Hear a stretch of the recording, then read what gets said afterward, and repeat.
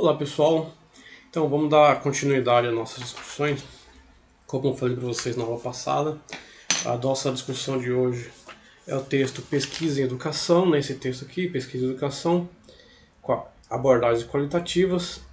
E por esse texto não estar em PDF, eu não disponibilizei a vocês, mas já disse para que vocês consultassem com os colegas lá dos anos avançados já, do quinto, sétimo período, que eles têm o livro ou têm a Xerox e talvez poderiam emprestar para vocês. Disse ainda que se alguém tivesse tempo ou disponibilidade, poderia fazer o escaneamento do livro, né, e compartilhar com os colegas lá no grupo, né, que aí todo mundo tem acesso. Eu já disse isso a uma turma, me esqueço a turma agora, mas uma das turmas fizeram isso, fizeram o escaneamento com o celular, né, tiraram as fotos das páginas e compartilharam o pessoal. Me foge qual é a turma. Esse livro aqui é um texto base da disciplina de Pesquisa e Educação, então por isso que eu sempre trabalho ele, né? Além de outros textos, artigos e outros textos que devem ser trabalhados, como vocês viram lá no primeiro bimestre. Esse segundo bimestre, geralmente eu trabalho ele por ser um texto base e um texto fundamental por falar de pesquisa em educação. Então, tratando disso, logo no início do primeiro capítulo, é o que nós vamos discutir hoje. Se der para avançar no segundo, a gente avança. Se não, mas pelo menos no primeiro capítulo eu quero discutir com vocês essa noite. Então, vou lançar uma explicação geral aqui, né, no canal do YouTube, e depois lá no Google Meet, na nossa sala virtual, a gente discute ponto a ponto. Uma questão que a autora destaca nesse primeiro capítulo, na entrada, é que a palavra pesquisa ganha, segundo ela, uma dimensão quase banal. Por quê? Vocês devem fazer uma pesquisa para conclusão de curso, que é o seu TCC, e ela está alertando sobre isso. Quando uma professora lá no ensino fundamental, médio, pede que para que os alunos façam uma pesquisa, isso é louvável, é interessante, é importante. Só que lá nesse nível, ou na forma como é conduzida, é muito mais uma busca de informação, muito mais uma consulta a uma enciclopédia que de fato uma pesquisa. Porque a pesquisa tem uma particularidade, sobretudo no campo acadêmico, no campo científico. De certa forma, ela vai levantar uma problemática, vai ter uma delimitação temporal, espacial e temática, e a partir dessa problemática, ao mesmo tempo em que o autor tenta resolver o que ele se propôs a resolver, ele também vai se defrontar com uma certa delimitação. Então, há uma diferença, segundo a autora, entre a pesquisa que nós estamos propondo aqui na universidade, e a busca de informações ou consulta. Não que a pesquisa esgote, a pesquisa sempre vai continuar. Mesmo porque nós vamos discutir aqui no texto, a gente tem que conhecer as pesquisas que já foram feitas, para a partir do que já foi feito avançar na nossa pesquisa. Então ela não esgota totalmente o conhecimento. A gente gasta 30, 40 anos da vida da gente pesquisando algo, e ainda vai faltar alguma coisa, ou vai precisar ser visto alguma coisa, ou vai ser reescrito devido às novas informações, ou fontes outras que aparecem, ou o próprio olhar interpretativo nos dá uma outra chave, e essa chave nos possibilita enxergar algo que até então não tinha sido visto, né? Então, seja para afirmar ou para contestar, a consulta de outras pesquisas, ou das pesquisas já realizadas, mesmo que não especificamente no seu recorte temporal, espacial, temático, elas jamais devem ser ignoradas, devem ser consultadas, como eu já disse, para negar ou para afirmar, mas não ignoradas, porque ela é que dá suporte e ela que também nos faz de novo recorrer ao que já está feito. Então, por isso que vocês devem estar atentos e que o pesquisador deve ler muito. Conhecer o que já foi feito é fundamental para avançar no que será feito. Então, segundo a autora, para se realizar uma pesquisa, é preciso promover o confronto entre os dados, as evidências, informações coletadas sobre determinado assunto e o conhecimento teórico construído a respeito desse assunto, como eu já falei para vocês. Então, o primeiro passo para você estudar algo é levantar uma problemática.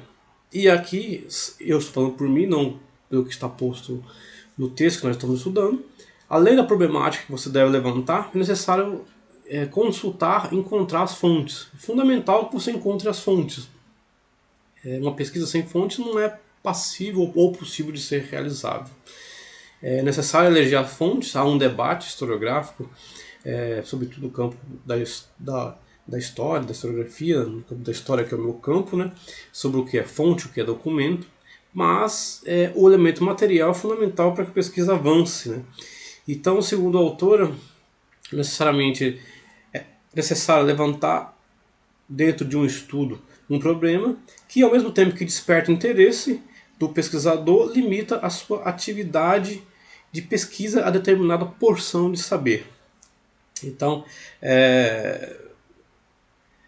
trata-se assim de uma ocasião privilegiada que reúne o pensamento e a ação de uma pessoa ou de um grupo, né, pode ser um grupo de pesquisadores, no esforço de elaborar conhecimentos sobre aspectos da realidade que deverão servir para a composição de soluções propostas por seus problemas. Esses conhecimentos serão frutos, então, da inquietação, serão frutos da inteligência, serão frutos da atividade investigativa dos indivíduos, do indivíduo ou dos grupos, e dando continuidade, de certa forma, com o que já está posto. Ou seja, você pega aquilo que já está posto e a partir disso dá continuidade, porque você desenvolve, mantém a curiosidade sobre determinado assunto que talvez não tenha sido resolvido em certo tempo e que agora você propõe a se resolver. Então,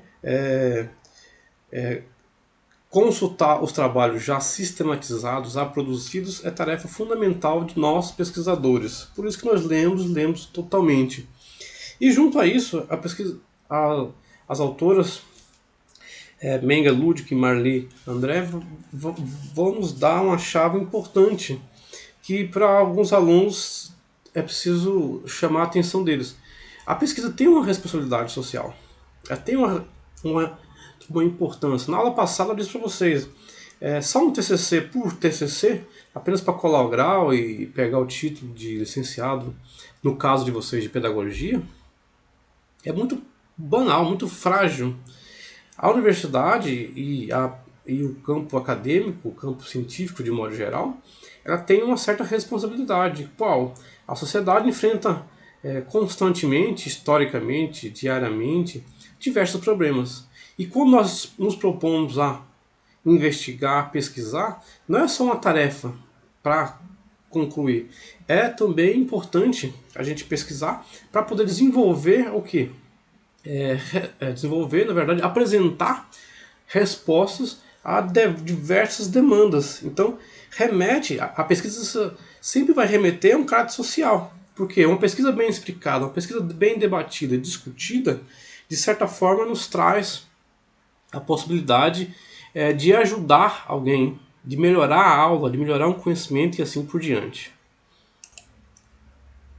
Uma coisa que a autora levanta aqui para nós é que, segundo Pedro Demos, né, um texto de 1981, a caracterizar a dimensão social da pesquisa e do pesquisador é importante porque ambos estão mergulhados na corrente da vida social e essa, por sua vez, apresenta competições, interesses, ambições, aqui eu estou dizendo vaidades também, e que ao lado de tudo isso existe a dimensão legítima da pesquisa. Então, esse conhecimento, quando pesquisar, a pesquisa, quando produzida, sempre vem acompanhada ou marcada pelos seus sinais do tempo, né, ou pelo sinal do seu tempo, comprometido, portanto, de certa forma com a sua realidade histórica e pairando dentro de um contexto e não acima como verdade absoluta. Dessa forma, a pesquisa então não se realiza numa estratosfera, mas sim dentro de atividades comuns, dentro das correntes dos seres humanos, dentro das atividades especializadas de alunos, professores, da sociedade de modo geral. Então, de certa forma, a pesquisa indica eleger certos elementos por um lado, por outro, apresentar a possibilidade de que é possível discutir, é possível entender e é possível fazer melhor.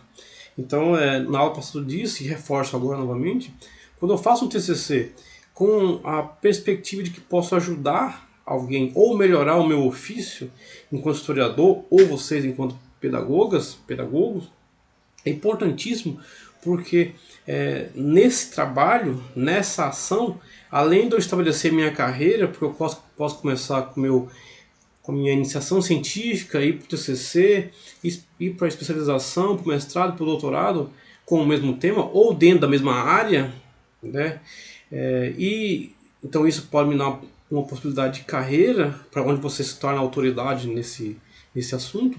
Por outro lado, mesmo que você mude, né, na minha graduação e no mestrado, eu abordei o mesmo tema. Aqui agora no doutorado, na verdade, estou abordando um outro tema. Embora minha vontade de conhecer a cultura brasileira seja a mesma da graduação e do mestrado. Então veja que estou trabalhando com um autor. O autor vocês sabem, é o intelectual Fernando Azevedo, e dentro dele eu tento saber qual a relação que ele teve com a história, qual o uso que ele deu ou que ele entendeu para a história, como que o conhecimento histórico é aplicável para leitura de mundo, e essa leitura de mundo possibilita ele escrever livros, possibilita ele propor reformas, possibilita ele pensar manifestos para que a educação melhore e assim por diante. Então, a partir da minha referência teórica, que é o historiador Jörg Riesling, eu entendo que todos os seres humanos têm necessidade de interpretação, porque essa necessidade de interpretação é o que traz a eles consciência e capacidade cognitiva de racionalizar a vida, e nessa racionalização, um entendimento do que está à sua volta, para aí essa relação de pensamento, reflexão, ação se concretizar. Bom, sem falar do meu objeto, mas apenas assim, uma pincelada para você ver que eu também estou preocupado com essa dimensão.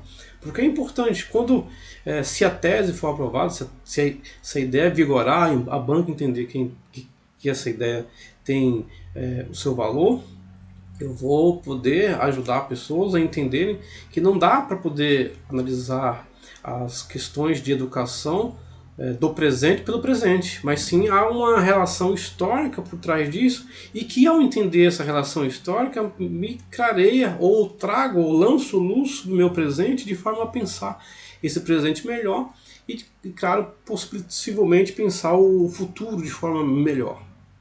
Entende? Então é uma tese que é da minha formação acadêmica, mas ao mesmo tempo, né, quando pesquisada, quando utilizada por diversos pesquisadores, podem ajudar eles em diversos caminhos. Assim são vocês.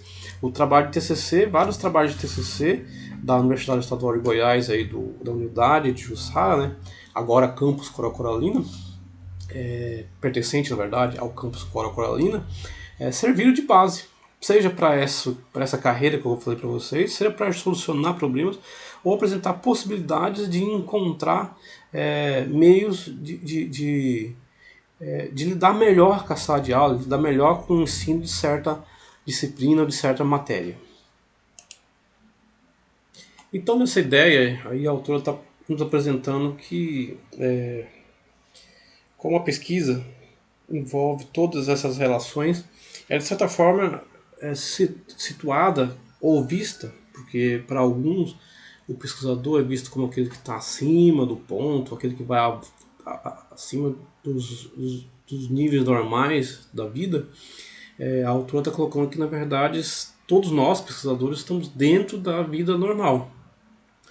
E a pesquisa, dentro do campo dos profissionais da educação, que é o nosso caso, cada um suas áreas específicas, mas somos profissionais da educação, de modo geral, seja ele o professor, administrador, orientador, supervisor, o avaliador e outros, todos esses indivíduos estão envolvidos na sua vida diária com a educação. E qualquer instrumento que venha enriquecer ou que venha propor soluções, mesmo que passíveis de críticas, mesmo que processuais, mesmo que de certa forma datadas, mas que nos ajudem a tomar certas posições, decisões, são bem-vindas. Então é necessário, segundo o autor, de desmistificar o conceito de que só alguns seres especiais podem fazer pesquisa. Todos nós podemos fazer pesquisas. Apesar das nossas limitações intelectuais, psicológicas, físicas, sociais, econômicas, culturais, é possível fazer pesquisa, até porque a pesquisa nos ajuda a romper com todos esses elementos. Quanto mais eu pesquiso, quanto mais eu avanço, melhor eu compreendo. Né? Aqui estou parafraseando um historiador alemão chamado Droysen, Johann Gustav Droysen, em que ele disse para nós que a compreensão se dá mediante pesquisa. Então, segundo as autoras, pesquisar traz consigo, inevitavelmente, a carga de valores, as preferências, interesses e princípios que orientam o pesquisador. Na verdade, a escolha da pesquisa sempre é uma decisão política. Mas é justamente reconhecendo essa subjetividade, é justamente reconhecendo esse ponto, que é um aspecto do ser humano, que a gente pode refletir. Então é uma subjetividade consciente e controlada, até certo ponto, que nos vai permitir ter uma visão melhor de mundo e nos dá fundamentos para as compreensões e explicações sobre esse próprio mundo que nós queremos entender. Então pesquisar, veja que não é só levantar conhecimento, levantar informações. Pesquisar é ir a fundo. Pesquisar é dedicar vida, é dedicar tempo, é dedicar, de certa forma também, não dá como negar isso, dinheiro, porque isso leva tempo e tempo tem uma relação direta com a vida e, do ponto de vista da sociedade que nós vivemos, demanda capital econômico.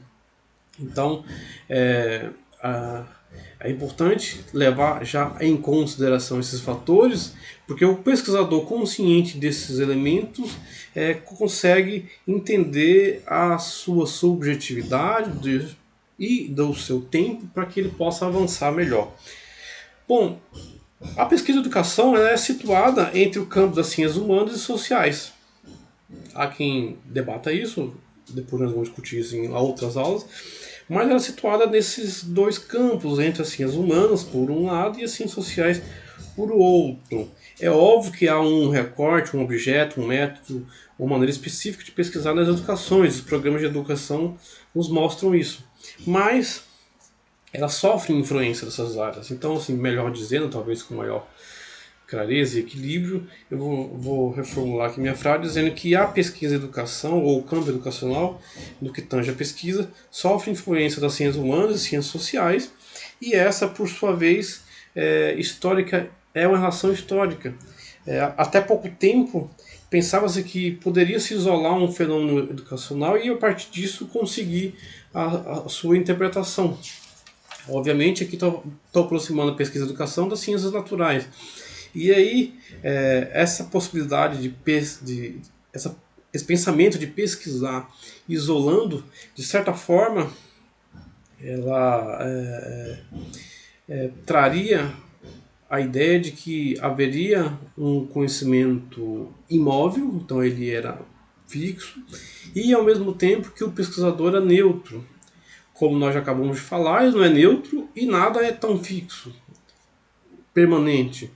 Por mais que haja certas manutenções, certas permanências, a cada tempo corresponde a um tipo de sociedade, a um tipo de cultura.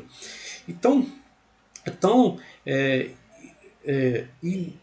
inextricavelmente difícil isolar variáveis envolvidas no campo educacional que se percebe que não há possibilidade de se pensar a pesquisa e a educação como um elemento fixo, mas sempre como um elemento processual. A pesquisa, de modo geral, é um caráter processual. O que é hoje pode não ser amanhã, o que é amanhã pode não ser o que é hoje.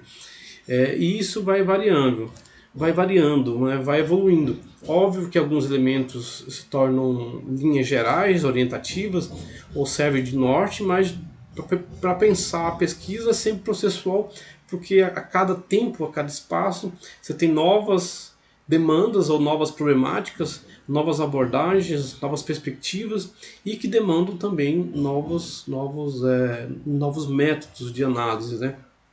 Então, aqui eu já estou apontando que o que dá à pesquisa um suporte mais plausível e confiável a sua capacidade metodológica, epistêmica e ética de produzir, controlar e claro, de divulgar, né? Para romper com o que nós discutimos no primeiro bimestre, os vários conhecimentos, senso comum, religioso e outros, a pesquisa tem o caráter de não só apresentar uma verdade, mesmo que uma verdade processual e temporal, é uma verdade demonstrável que outros podem percorrer o caminho para chegar num resultado próximo, plausível, né? Ou pelo menos aceitável. Então, o esquema proposto há tempos atrás de pesquisar no campo da educação num sentido, no esquema experimental ou numa percepção numérica, estatística, ela não dá para ser considerada no todo porque ela necessita de mais elementos. Ela é importante. O levantamento serial, o levantamento estatístico, o levantamento médico é importantíssimo, mas sem a interpretação do pesquisador ele não consegue dar por si. Então, o levantamento numérico ou esquema experimental ou mesmo numérico estatístico, ele por si só apresenta, na verdade, o risco de submeter toda uma realidade complexa, todo um fenômeno educacional a um fator minúsculo e desconsiderando o seu todo, como eu acabei de apresentar. Quando eu falei do aspecto histórico, aqui estou falando também do aspecto social, cultural e assim por diante. Então, considerando justamente esse caráter as variáveis da educação, é que nós podemos encontrar diversos caminhos. Como sempre, nós temos uma música de fundo, né? Nesse caso aí é o vizinho construindo. Mas, em linhas gerais, sobre esse ponto, né, a pesquisa em educação não corresponde facilmente com a rigidez do esquema experimental. É necessário, sim, usar os dados estatísticos, os dados matemáticos, eles são necessários, importantíssimos, mas a interpretação deles, e isso aqui estou dizendo de contextualização deles, é o fator que nos leva a entender ou a responder às nossas indagações de modo mais satisfatório. Que o nosso assunto venha de modo mais satisfatório. Então, nesse sentido, o autor está estabelecendo, na verdade, uma crítica, né? E aí, lá na página 6, 7, mas aqui eu vou ler um trecho da página 6, sobre essa perspectiva ainda da pesquisa enquanto caráter processual, as autoras nos dizem a seguinte coisa: associada a essa transparência dos fatos a serem conhecidos estava também a crença da sua imutabilidade, como eu disse a vocês, né? Na verdade, todos os elementos são mutáveis, por mais que seja dado, é a forma de ver que faz com que eles sejam mutáveis. A realidade dos fenômenos estudados parecia gozar de um caráter de permanência, de perenidade, e poderia, portanto, ser isolado no tempo e no espaço para a obtenção de conhecimento definitivo a respeito. Não há conhecimento definitivo a respeito sobre nada. Por mais que você isole algo num tempo e espaço, que isso é fundamental para não cometer anacronismos e erros temporais, conceituais, contextuais, a forma de interpretar, e isso envolve o pesquisador, com seus valores, com suas crenças, com suas necessidades, muda o elemento. Muda, na verdade, a forma de ver o elemento, que nesse caso estou dizendo o fato, né? Muda a forma de ver o fato. Ora, à medida que avançam os estudos da educação, mais evidente se torna o seu caráter de fluidez e dinâmica. A mudança natural do ser vivo é algo que deve ser encarado como algo constante. Claramente, se nota a necessidade de desenvolver métodos e pesquisas que atentem, que abarquem esse caráter dinâmico. Cada vez mais entendemos o fenômeno educacional como situado dentro de um contexto social, como eu disse a vocês, inserido em uma realidade histórica, mas que sofre uma determinada série de desafios, não do fato em si lá, mas do presente, que deve ser encarado para que a nossa realidade dinâmica e complexa, assim como histórica, seja melhor entendida. Então é na busca de um fluxo de entender esse fluxo, que a gente estabelece uma certa linearidade, uma certa constância, mas na verdade é só um recorte interpretativo. Alguns alunos falam, mas um certo contexto, certo fato, certo tempo é encarado por pesquisadores e é o mesmo e cada um dá uma versão. Mas há um ponto comum. Certos fatores são comuns. Agora, a interpretação de cada um é que varia. Até porque a percepção do pesquisador atual vai variar de acordo com suas demandas. Então, por isso que para certos alunos há uma desconfiança, uma confusão de que cada autor traz sua visão. Verdade. Até porque sua base teórica, a sua abordagem, o seu método vai te trazer uma visão. O que nós temos que fazer? Consultar todos esses, até porque nós também traremos a nossa visão sobre esse fato, né? Sobre esse ponto. Bom, então tentar isolar a variável não é o melhor caminho para desenvolver a pesquisa. Aqui, obviamente, que não estou desconsiderando o estudo no sentido analítico. É preciso fazer isso. Mas somente esse não é suficiente, né? Não é suficiente. Então é preciso avançar, né, para além desse estudo, desse esquema experimental, desse dado numérico, porque ele esconde diversas outras coisas. Eu sempre uso esse exemplo, né?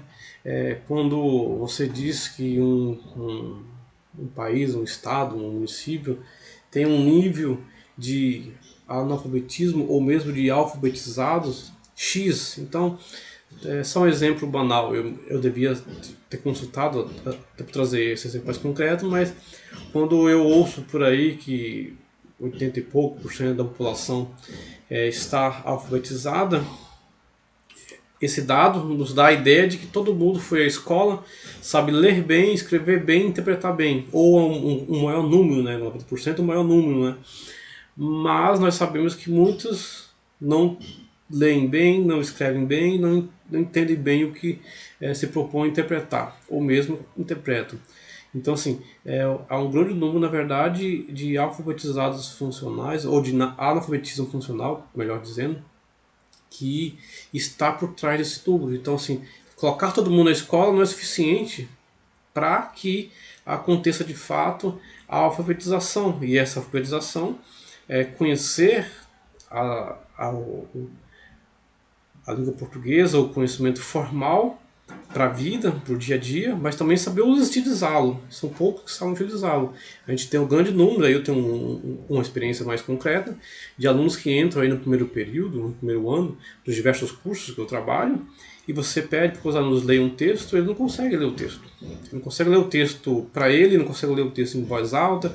Quando consegue ler, ele não consegue interpretar. Então, ou seja, ele vai traduzindo palavras, mas quando você diz o que há no texto, o que o texto diz, não acontece. Então, assim, se ele está dentro daquele número lá dos que, de certa forma, são considerados alfabetizados para a contabilidade oficial, o que acontece? Então, assim, por trás desses aspectos existem outros elementos que devem ser considerados, por isso que a relação numérica ainda não é suficiente. Então, de certa forma, a pesquisadora aqui está fazendo uma descrição de um momento em que, na verdade, não só a educação, mas ciências humanas, de certa forma geral, vão se aproximar do positivismo, vão aproximar das ciências naturais e perceber a descrição ou que os fatos falam por si. Na verdade, os dados, os documentos, os fatos não falam por si. É necessário a interrogação, a percepção, a problematização do pesquisador frente à documentação para que você consiga obter respostas. Sem se aprofundar nesse ponto, até porque a autora não quer se aprofundar nisso, ela vai dizer que foi preciso buscar novas formas de trabalho em pesquisa em educação que rompesse com esse paradigma positivista das ciências naturais ou da sociologia positivista, sobretudo do século XIX, para que essa insatisfação entre os pesquisadores trouxesse uma melhor percepção do objeto. Então, romper com esse elemento foi fundamental para que a pesquisa e a educação avançasse em novos horizontes. Nesse caminho, é pensado uma pesquisa em que você melhor adaptasse, então pesquisa do tipo levantamento, sobretudo liderado, se salvo engano, pelos norte-americanos, né? Esse levantamento descritivo, né, sobre certa coisa, vão nos dar uma visão instantânea de certo fenômeno, de certo objeto, mas segundo ela ainda não é suficiente, porque de certa forma os estudos do tipo de levantamento, como dizem os americanos, prestaram e continuarão a prestar grandes serviços à pesquisa educacional, mas se limitam a oferecer de certa forma uma visão geral e instantânea de determinado assunto. Eles não oferecem possibilidade de pesquisa além da fotografia instantânea, aquele flash. Então, pouco permite uma averiguação de grupos, de indivíduos, dentro dos conjuntos maiores. Então, a preocupação do autor aqui, a minha interpretação, é sempre essa relação da visão particular com a geral. E é uma percepção que eu, pelo menos, né, nas minhas pesquisas, nas minhas aulas, sobretudo quando trabalho em metodologia científica, ou metodologia do ensino de história, ou metodologia da pesquisa histórica, eu sempre peço para os alunos fazerem essa relação do particular e do geral ao particular. Você pode escolher o caminho, partir do particular para o geral, ou do geral para o particular. Mas essa relação aí é uma coisa que o meu orientador me dizia lá no mestrado, o professor José Reinato, é importante, porque não, ao mesmo tempo que não me deixa perder no particular porque eu estou de olho no geral, por outro lado, quando eu estou no geral, não me deixa de ver também os particulares. Isso é importante porque eu tenho sempre essa visão geral e ao mesmo tempo o conhecimento de algo específico, como é exigido na pesquisa, o recorte temporal e espacial, mas veja o todo, né? Eu consigo perceber o todo ou o meu objeto dentro do todo. Aí lá na página 8, a autora traz pra gente, na verdade, exemplifica pra gente o que ela entende, o que ela tá percebendo como visão geral. Nas palavras dela, abre aspas, se estima que esse tipo de estudo tem e terá sempre validade para certos tipos de problema, aquele lá do tipo de levantamento, do esquema experimental e assim por diante, mas dos estudos mais do ponto de vista seriais e estatísticos.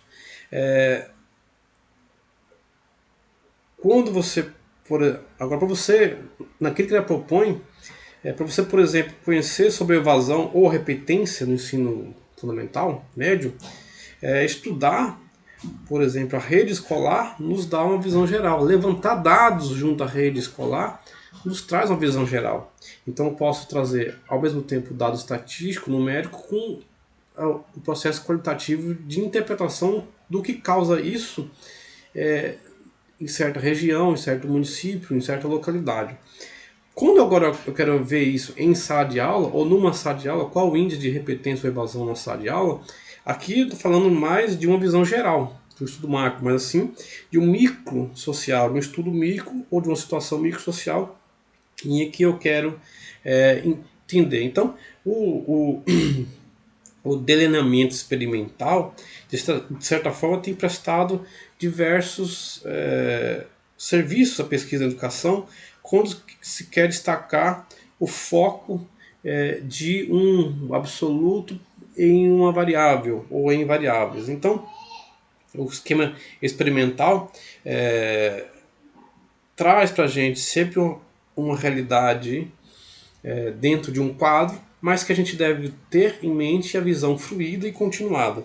Então, fazendo a avaliação da abordagem do tipo experimental, de certa forma, ela traz questões que devem ser relevadas, mas não propõe, né, elementos que a gente se defronta do campo interpretativo, segundo a autora. É lógico que quando o pesquisador quer saber, mesmo o número, ele traz por trás disso, digo os nossos colegas do curso de matemática aqui, ele sempre traz algo por trás que pode ser pesquisado, para ser melhor entendido.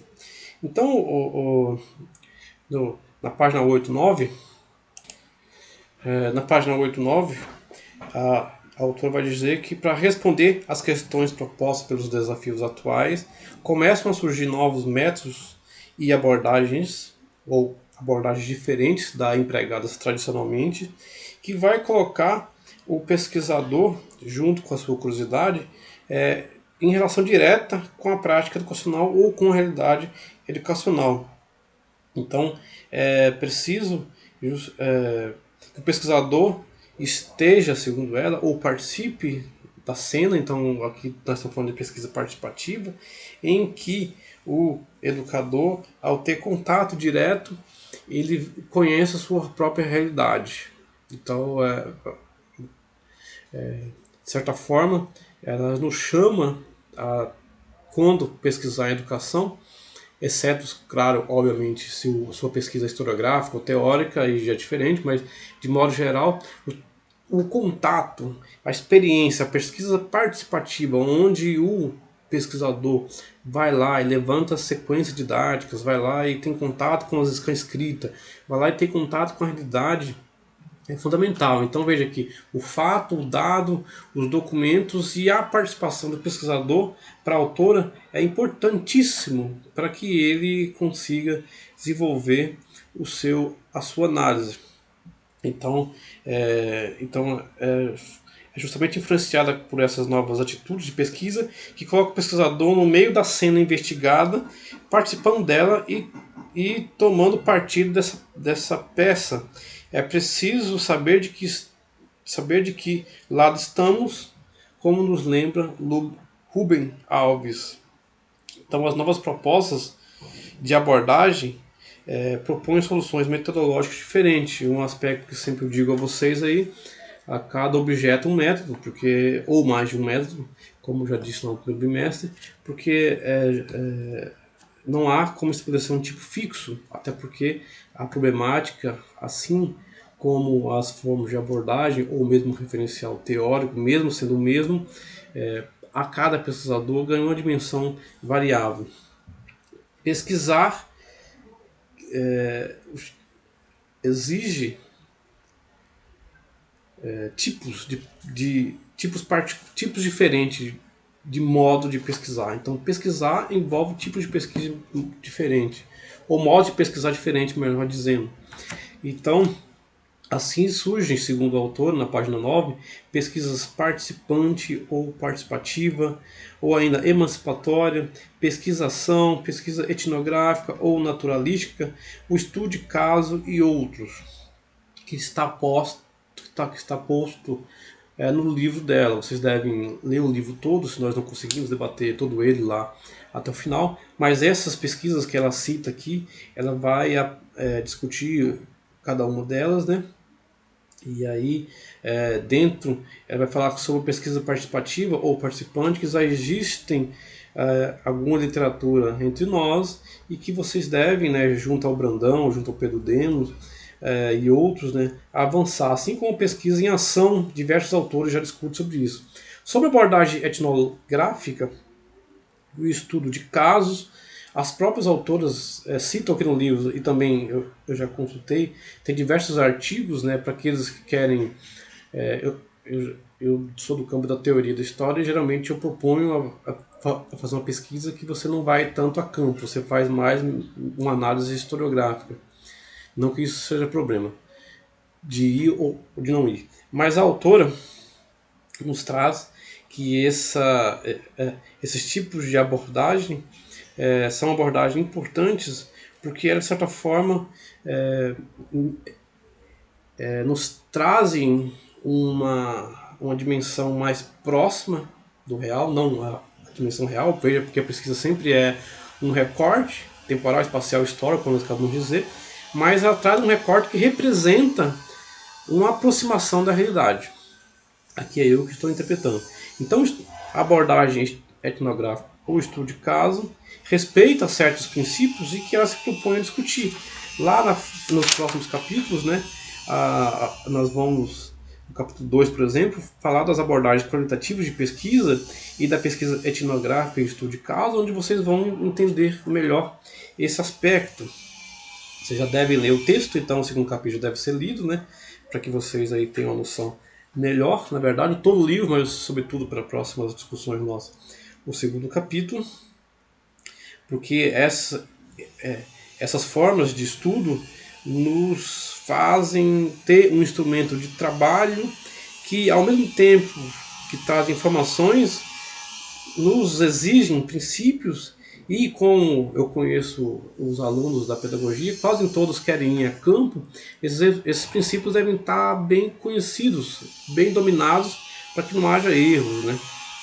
Então, as pesquisas atuais, segundo elas, encontram uma legítima e importante denominação no campo da pesquisa, onde entender o funcionamento escolar, o sistema escolar, de certa forma, nos torna um elemento constante, por um lado, por outro, é o fator que nos dá base para pensar em políticas educacionais ou em propostas educacionais.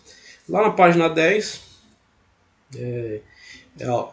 os autores apresentam aí um dos eventos e pesquisas que elas já apontaram, então já tem uma bibliografia em que vocês podem consultar, para que, se vocês quiserem avançar nesse campo, né, que ela está nos propondo, e vai falar para nós sobre a questão ética, vai falar para nós sobre a questão qualitativa dos problemas específicos do dia a dia escolar. É importante vocês lerem, não quero que o vídeo aqui fique muito grande, né? Mas é importante que vocês leiam, porque são tipos de pesquisa que você vai a campo, você está em campo, seja de estudo de caso, pesquisa participativa ou participação ou etnográfica, né? São pesquisas que exigem entrevistas, observação, análise documental, em que você confronta com um dado da realidade. E aí, controlando a sua subjetividade, conhecendo você mesmo, é importante para que você não veja a realidade como ela parece ser, mas tente encontrar ela do jeito que ela é. Então, desvelar a realidade é o nosso desafio. Mais uma vez, tocando na importância ou na dimensão social da pesquisa. Porque uma pesquisa mal feita, um dado mal feito, traz consequências terríveis. Tanto para o pesquisador, que está em seu processo de formação, ele vai com esse problema lá para frente, enquanto profissional, enquanto alguém da carreira. Por outro lado, você produz um conhecimento que não abarca a realidade. E ao invés de ajudar, faz atrapalhar. Então, ao invés de terem pesquisas que ajudem a pensar políticas educacionais mais democráticas, mais justas e inclusivas, fazem, na verdade, atrapalhar ou impedir que isso seja implantado. Então, por final, lá na página 10, a pesquisa qualitativa exige certas técnicas de estudo, exigem uma observação ética e consciente, exige uma entrevista pensada de forma coerente e consciente, exige uma análise documental complexa, crítica, heurística, em que você consiga levantar a realidade, não dizer qual a realidade. Muitas vezes o entrevistador vai fazer a pesquisa e induz a resposta. Então não é a resposta que você está buscando, é a resposta que você quer ouvir. E isso não é pesquisa. Você tem que ouvir, você tem que conseguir que o entrevistado dê a resposta em acordo com as suas percepções e necessidades, etc. Mas que ao final você vai interpretar, e não que você já dê uma resposta indutiva. Então, aspectos da realidade Para analisar os aspectos da realidade é preciso relacionar técnicas com um trabalho científico, ético, consciente, em que seja mobilizado o pesquisador, por um lado, a busca da verdade e de informações por outro, a construção que coloque uma construção textual que coloque inteligência, habilidade técnica e certa dose de paixão, obviamente temperada, né, como disse vocês, com controle, com ética, com certa coerência, para que a pesquisa nos dê resultados confiáveis, sempre, como nós já discutimos, restritas ao seu tempo ou influenciadas pelo seu tempo e valores, mas nos deem dados confiáveis, como nós temos agora diversos livros e bibliografias que nós consultamos, que você percebe que é de certo tempo e espaço, que responde à demanda daquele momento, mas que ainda hoje é útil, mas que ainda hoje é passivo. Aqui nem estou falando dos livros clássicos, porque os livros clássicos rompem com essa perspectiva temporal. Então o livro clássico é aquele livro que é escrito lá por Aristóteles, por Heródoto, 5 séculos antes de Cristo, mas que ainda hoje ele é útil. Então o livro clássico atravessa tempos, você sabe que ele é de um tempo, ele atravessa. Estou falando daqueles livros que mesmo datados, eles nos trazem ideias que nos ajudam a pensar, que nos fazem a pensar, e mais do que fazem pensar, nos fazem enxergar a realidade. Esse é o dado que nós pesquisadores, né, eu estou me colocando aqui no rol dos pesquisadores, aquele que está tentando construir uma tese de doutorado por um lado, mas aquele que tem curiosidade em saber as coisas, e ao saber você vai escrever, vai divulgar, vai debater, vai participar de congresso, etc. e tal, e isso vai despertar ou ajudar pessoas na lida de certos problemas. É importante que a pesquisa não é somente para terminar o curso, como eu já disse para vocês. Ela responde a necessidades tais como culturais, sociais, educacionais, a curiosidade ou a problemas enfrentados por professores, pais e alunos e outros, né? E responde a dúvidas. Daí a responsabilidade do pesquisador. Então não é somente um papel que lhe dê o título de licenciado, bacharel, outros, mas sim esse elemento lhe dá autoridade e confiabilidade, por mais que os tempos atuais tenham nos questionado sobre isso, ou tenham até mesmo banalizado certas perspectivas, em que nós pesquisadores gastamos 2, 3 anos da vida da gente para dizer algo dentro de tanta coisa que é dita no universo científico e do conhecimento, nós dizemos algo a partir de um bom tempo de dedicação, e que as pessoas acham que não, o Zap tá bom, o senso comum tá bom, a prevalecência do banal, né? É prevalecido o banal sobre aquilo que é competente, mas devemos continuar fazendo, respeitando a metodologia, a teoria, a epistemologia, a ética e também a estética. Isso é um fator importante. Aqui estou me remetendo de novo ao Droysen lá, que eu citei para vocês agora há pouco, para que nossa pesquisa seja o mais próximo possível da verdade. Se não traz a verdade absoluta, e eu concordo que nenhuma pesquisa traz verdade absoluta, ninguém pesquisa com verdade absoluta. A pesquisa sempre é um processo, sempre é um elemento processual, inegavelmente, porque ela traz verdades datadas, mas ela nos ajuda a responder. Ela nos traz aquela vontade de conhecer, e quando você se depara com aquela leitura, com aquele conhecimento, você, nossa, é isso que eu queria saber, é isso que é importante. É com isso que eu consigo melhorar, como eu disse a vocês, a minha aula, a minha prática educacional e assim por diante. Então temos muita responsabilidade e é preciso respeitar essa responsabilidade. Isso é um princípio ético, né? Ética na pesquisa. Deve ter estudado um pouco disso lá na pesquisa e educação, com o professor que deu essa disciplina. E a gente vai continuar nossas discussões aí nas próximas aulas. E para hoje, basicamente, nós temos que entender que pesquisar é diferente de levantar informações, por um lado.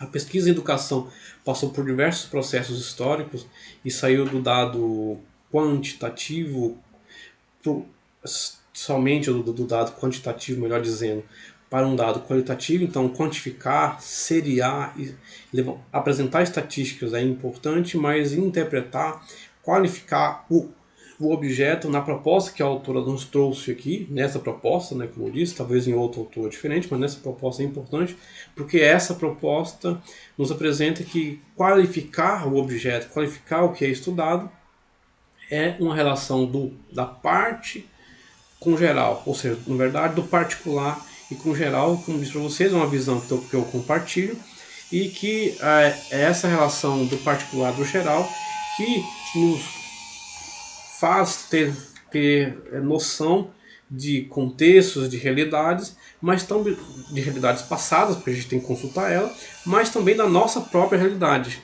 E aí, naquela proposta de que o professor deve ser pesquisador, assim como o pesquisador deve ser professor, ou quem pesquisa deve ensinar, assim como quem ensina deve pesquisar, nos dá suporte e facilita desenvolver nosso trabalho enquanto profissionais da educação, do campo da educação. Então, vamos lá para o nosso Google Meet, né? Quase uma hora de explicação aqui nesse capítulo. Peço que leiam com atenção, porque como eu disse para vocês na primeira aula lá, nas aulas passadas, está gravado, vocês podem consultar. É um livro importante para pesquisa. Eu vejo que os alunos lá dos últimos períodos, 7º e 8º, que eu oriento inclusive, ficam no campo de levantamento de informações. Eu não preciso de levantamento de informações. Quando eu quiser uma informação, eu mesmo vou lá e busco. É preciso levantar informações, mas é preciso levantar fontes e analisar as fontes. É preciso apresentar os autores, mas ler os autores e interpretá-los e apresentar a sua interpretação, para que o seu trabalho de TCC ganhe notoriedade, ganhe importância. Você dizer para mim algo que já está dito, eu vou lá no autor, na fonte principal. Eu preciso que você me diga algo que ainda não foi dito, pelo menos do seu ponto de vista, da sua interpretação. E isso exige, como eu disse, leitura, conhecimento do que foi já produzido e curiosidade sua de uma realidade que ainda não foi analisada por alguém. Ou que se foi analisado em São Paulo, em Porto Alegre, não é aqui em Jussara, não é aí em Itapirapuã, em Novo Brasil, em Casa Nova e assim por diante, conforme vocês vivem, vocês moram. Então, assim, a minha realidade é sempre uma realidade particular, por mais que seja similar, por mais que pareça com a realidade de algum outro lugar, não é igual. Então, pesquisar tem esse aspecto, né, de variáveis e que todas devem ser consideradas e que, do ponto de vista técnico, metodológico, devem ser recortadas para que você didaticamente consiga conduzir melhor a pesquisa, mas jamais desconsiderado. Então, vamos lá mais uma vez, né, para o Google Meet agora de fato, para a gente discutir esses elementos, né, com vocês. E como eu disse, é um livro importante. Tenham ele em mente aí, xerocopiem ou comprem, mas tenham ele em mente porque é um livro que ajuda você a desenvolver a sua pesquisa e sair, como eu disse para vocês, como seus colegas fazem, do campo de levantamento de informações, para já no segundo ano, na verdade, terceiro período, dá na mesma, vocês conseguirem avançar nos outros anos com maior consciência na pesquisa, com maior segurança na pesquisa. Isso é importante, porque se você deixar tudo para o último momento, junto estágio, junto pesquisa, e a coisa sai tumultuada. Então, quanto antes você entender isso e já começar a praticar, começar a exercer, não estou dizendo que você tem que passar de aula e já observar, fazer descrição, fazer entrevista. Estou dizendo que você tem que entender isso para bolar seu projeto, bolar sua proposta com maior consciência sobre isso, para quando for pôr em prática nos últimos anos, até porque você tem que passar por esse processo todo para ter maior bagagem, experiência, ele seja menos doído, menos difícil, né? A dor do pensamento não seja tão intensa, como dizia o Aristóteles lá. Então, vamos lá, até agora, abraço.